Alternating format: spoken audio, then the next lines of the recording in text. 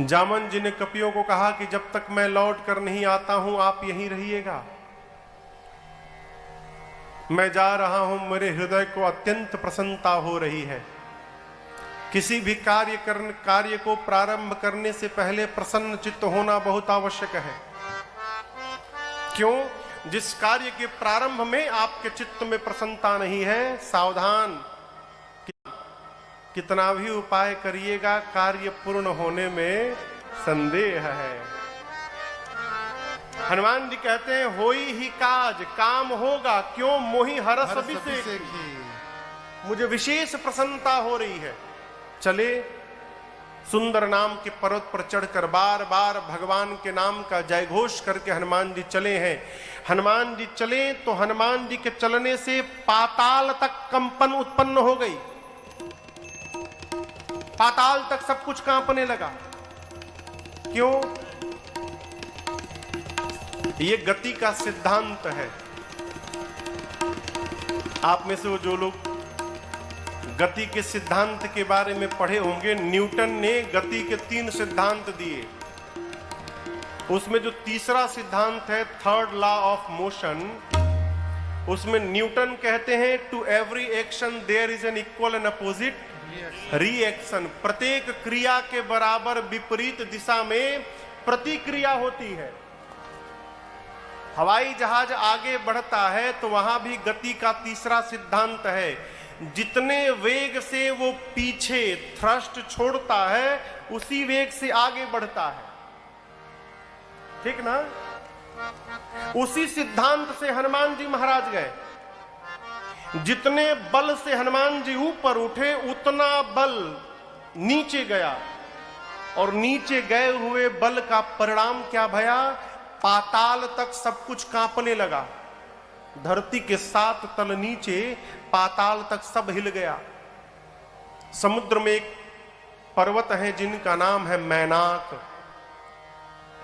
समुद्र देवता ने मैनाक से कहा, मैनाक आप ऊपर आइए। ये जो ऊपर आकाश में जा रहे हैं ये राम जी के दूत हैं, हनुमान जी। मैनाक आपके मित्र पवन देव के पुत्र हैं, तब से उड़ रहे हैं। यदि आप ऊपर निकल आइएगा तो हनुमान जी आपके ऊपर थोड़ा विश्राम कर लेंगे। मैनाक समुद्र से तनिक बाहर आए और हनुमान जी से कहे कि हनुमान जी विश्राम करिए। हनुमान जी बोले परिचय बताइए, आप हैं कौन? मैनाक बोले मैं आपके पिता पवन देव का मित्र हूं। हनुमान जी बोले पिताजी का मित्र पिताजी के समान होता है। रुकिए काका जी, मैं आपको प्रणाम कर लूं पहले।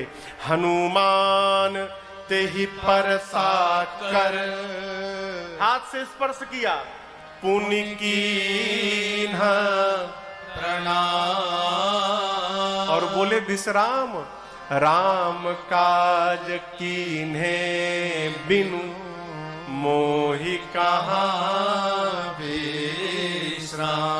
आपको प्रणाम करता हूं परंतु विश्राम नहीं लूंगा। क्यों? जब तक भगवान का कार्य पूर्ण नहीं कर देता तब तक मैं विश्राम लेने वाला नहीं हूं। प्रणाम करके चल पड़े। कंपन कहां तक गई थी? हाँ कहिए, पाताल तक। धरती के नीचे 7 लेयर है, 7 तल नीचे पाताल है। अतल, बीतल, सूतल, तलातल, महातल, रसातल। रसातल के बाद स्थान आता है पाताल का।